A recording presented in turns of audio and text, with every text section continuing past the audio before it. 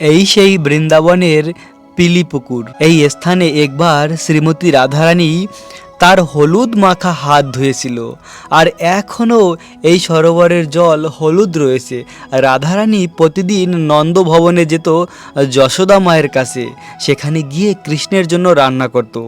আর যশোদা মায়ের মনের ইচ্ছা ছিল রাধারানীকে তার পুত্র বধূ বানানোর জন্য। তো একদিন যশোদা মা রাধারানীর হাতে হলুদ লাগিয়ে দিয়েছিল।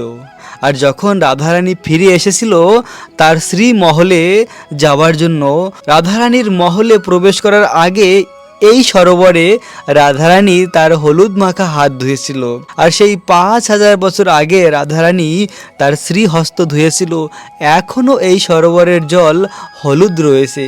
অপ্রাকৃত বৃন্দাবনের বার্সনা গ্রামে রয়েছে এই পিলিপুকুর, যে পুকুরে শ্রীমতী রাধারানী